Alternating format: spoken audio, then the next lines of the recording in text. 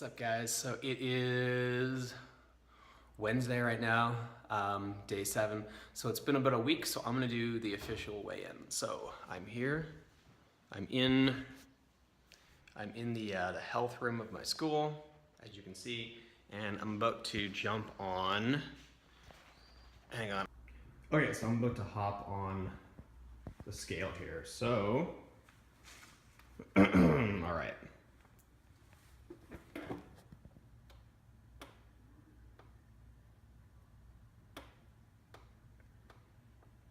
Okay, so we're gonna call that 67 point, we'll call it 67.6. Okay, sweet. All right, yo, check this out. All you people that were giving me shit for how bad my diet was when I posted my food logs, look at this. It's clean. Can you see it? I hope you can see it. It's clean, it's super clean. Yeah. Made a nice clean lunch finally. What do we got? Chicken, we got cucumbers, got some lettuce, we got some potatoes. Yeah, pretty much the only thing kind of not clean in here is the dressing, but whatever, it's like 200 extra calories. All right, so it's day number 8 right now, which means it's a Wednesday. It means I'm officially 1 week into the 60-day transformation. So, this is gonna be a quick update. So I did my official weigh-in and measurements this morning. They were good. The scale, I lost I started last week at 68.3 kilograms and I'm 67.6 kilograms right now. So that's like 0.7 kilos lost. So yeah, that's pretty respectable in my opinion. Took my waist measurement. When I started, I was 82 centimeters. I'm down just slightly below that right now. So that's good. That kind of lets me know that there's been some like actual fat loss and it's not just water weight. Which means that things are kind of going on track despite the weekend. So awesome sauce. So yeah, just a quick kind of update on how I'm feeling. So far it's pretty good. First few days were a little bit rough, but now that I'm kind of a week into it, like I've built up some momentum, so I'm kind of like, it's like my head's kind of in the game now. Like I'm in sort of the swing of being on a cutting diet. It's kind of interesting how like, it's kind of nice when like your default state is like slightly hungry. Yeah, you know, it's like when I was on vacation in January, it was just that kind of feeling of like always being full, right? And like always kind of having a full stomach.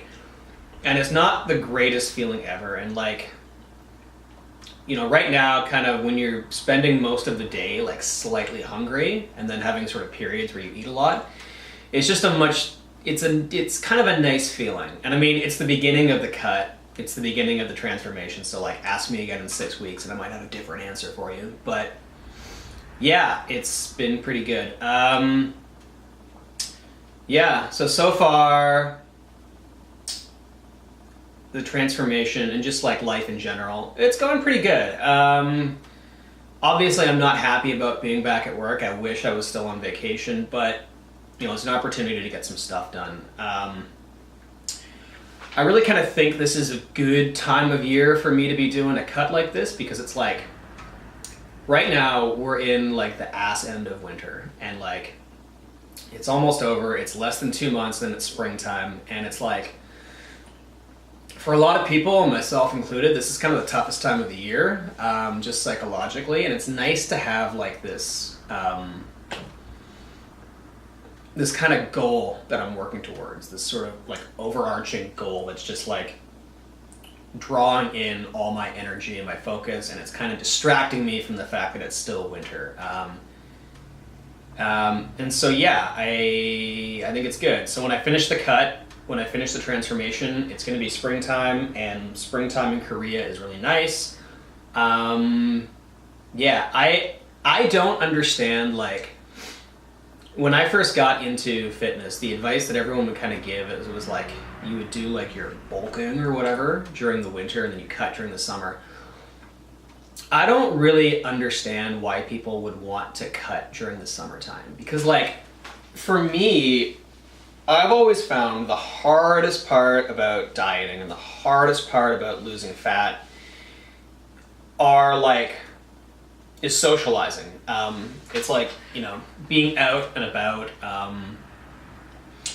with other people, and you know, when you do that, there's pretty much always going to be food involved, and like for me, it's the hardest part of losing weight. So this time of year is a good time to do the cut, because it's just like, it's a time where not much is going on. And like, for any of you guys watching this who are thinking about doing a similar transformation, I would suggest you do it at a time of year when you don't have much going on in your life, and you can kind of just dedicate like a couple months just to doing this, right? You know, anytime where you have a nice lull in your life. Like if you live in North America, don't fucking try to do a 4-week transformation in December, for example, because it's not going to happen, because you have Christmas, you have all the parties and all the food, and you have New Year's, and it's not the best time to do it, right? Pick a time when there's like a lull in your life. And like, that's why I've never, like, especially when I was living in Japan, I never lost weight during the summer in Japan. I lost a lot of weight in Japan, but I never lost weight during the summer, because it was like, any of you who've never been to Japan and you're thinking of visiting, I would highly recommend go during the summer. It's super fun. Go in August, so like the rainy season's over. It's gonna be hot as balls every day, but like there's just always stuff to do. There's fireworks going on, there's festivals, people are out drinking beer and having fun, there's tons of food, and like it's a really fun time. It's like my favorite time of the year in Japan was August. But that's not the best time to be losing weight, right? So yeah, that's just my takeaway. All right, I am going to chow down on this super clean lunch, and I'll check back in with you in a bit. Tonight I have to do a leg workout, so peace. All right, so I'm in the gym. I'm about to hit a leg day. My whole approach to leg training is pretty bare bones. The reason for that is this. Well, it's two reasons actually. Number one, my lower back is all kinds of fucked up right now. I've had sciatica. I've been dealing with that on and off for a couple years. That has pretty much stopped me from squatting. Didn't stop me from deadlifting, but last year I kind of fucked up another part of my lower back, and that has stopped me from deadlifting, and right now I'm waiting for that to heal up so I can start again, which is a pain in the ass. So that kind of limits what I can do for my lower body. That said, I'm not too terribly worried about it. From a functional standpoint, I'm not too worried about it, because I walk a ton and there's still like exercises I can do to work around it. So I'm still developing my leg strength, so that's cool. From an aesthetic standpoint, I'm not too worried about it, because I've already got decently muscular legs. A lot of that's genetics. I was just kind of built bottom heavy. So from that standpoint, I'm not too worried. That said, there is kind of something in particular I am working on for my lower body aesthetics, and I'll show you what that is. Okay, so these are my legs, these are my wheels, is what they look like. Yeah, so as you can see, they're not ginormous or anything, but they're pretty well developed. I don't have chicken legs, that's for fucking sure. Yeah, so, from an aesthetic standpoint, the one thing I do want to work on, and it's a muscle that not a lot of gym bros know about, it's called the VMO. I don't know what it stands for, but it's your VMO, and it's this guy right here. See if you can see that. This dude right here. It's the inner, kind of your inner thigh muscle, right? In bodybuilding, it's also called the teardrop, because once it gets developed, it kind of looks like a teardrop. From an aesthetic standpoint, if you're working your legs, this is kind of the part of the thigh you want to work on. A lot of guys, they do a lot of really heavy squats, and they end up building the upper part of their thigh, but this kind of gets neglected, and The problem is if your upper thigh is super overdeveloped and this part isn't, you end up with like a big bloated like turnip looking thigh, right? And the other thing too is that it just looks good. Like when this part gets developed, you know, mine's not very good right now, but it really just kind of looks good. Like I like to think of it as like kind of like the bicep of your lower body, if that makes sense, right? So in the same way your bicep kind of peeks out from the base of your t-shirt, you know, when this muscle gets developed here, it kind of peeks out from the base of your shorts, and it just looks good. It also makes your legs look longer too. So as you can see, mine is not, it's okay. I do want to work on it a bit. So from an aesthetic standpoint, that's what I focus on my leg workouts. So the other part of your lower body that you should be working on from an aesthetic standpoint is these guys right here, your calves. That said, I do not train calves at all. I never have trained calves. The reason is, for me, it's just genetics. Calves are one of those weird muscles. They really kind of, you know, like, it really kind of depends on genetics. You know, if you got the genetics for them, you're going to have big calves. If you don't, you're going to have to work really, really hard on them. Yeah, sorry guys, sorry. It honestly is genetic. Like you should see, my dad, that motherfucker, like when he wears shorts in the summertime, it literally looks like someone like took 2 grapefruits and like stuffed them behind his shins. Like my dad's calves are fucking enormous. Like it's just ridiculous. He'll go to the gym and he'll have like young dudes come up to him and be like, "What do you do for your calves?" And it's just like, I walk on them. So yeah, sorry, just genetics. All right, this is the first exercise I do, and it's kind of my main exercise. The leg press, obviously. So what I like to do, how I modify this, both to save my lower back as well as to put some emphasis on the VMO, is there's a lot of different ways you can do this exercise. I like to go low, kind of low in the base, and I get my legs far apart like that. And yeah, so I'm gonna shoot for 7 or so.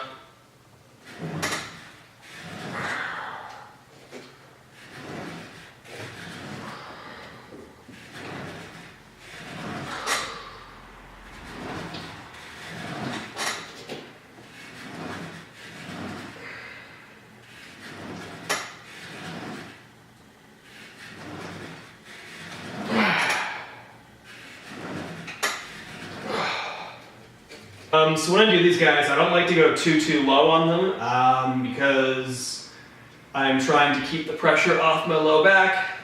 So yeah, and I usually try to hit 5 sets of these. So.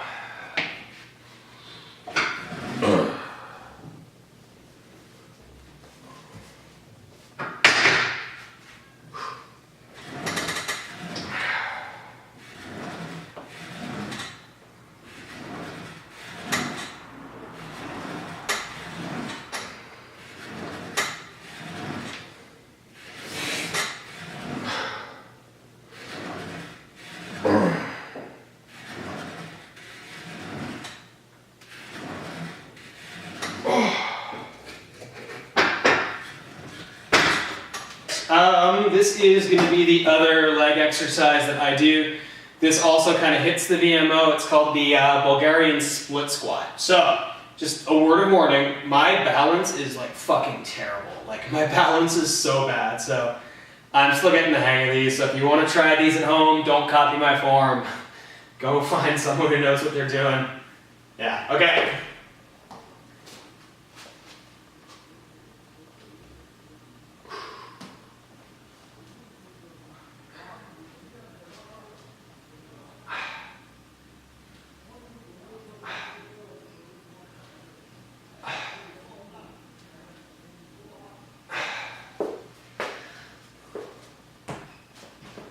Oh shit.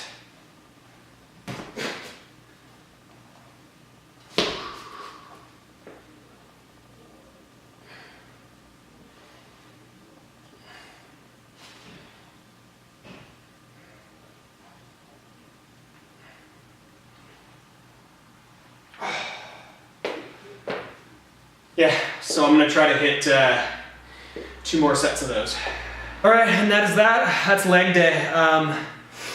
It's pretty straightforward, pretty bare bones, but gets the job done for me. Okay, so tomorrow or Friday, probably tomorrow, I'm gonna hit a pull workout, and I think starting from tomorrow, I'm gonna add back in some direct ab work. I, for the longest time, for like years and years, didn't even bother with direct ab work. I did when I was a teenager, but as soon as I figured out that spot reducing was bullshit, I didn't bother with them because I just figured like, well, I'm fat, so no one can see my abs anyway, so why do them? That's not true. I did a bit of ab work in Muay Thai. But yeah, now that I'm kind of closing in and it's looking like I'm gonna hit down below 10% body fat, you're actually able to see my abs for the first time. So I'm gonna start doing some direct ab work and putting the work in. So thank you for tuning in, guys. Peace. Oh yeah, one more thing. If you're watching this on YouTube, please like, comment, and subscribe. And be sure I've included the link to the blog post up in the description. So click on that. In the blog post, you get the full sort of food log for what I did for the day and the full breakdown of the workout. And yeah, I appreciate everyone who's watching this. I really am. Yeah.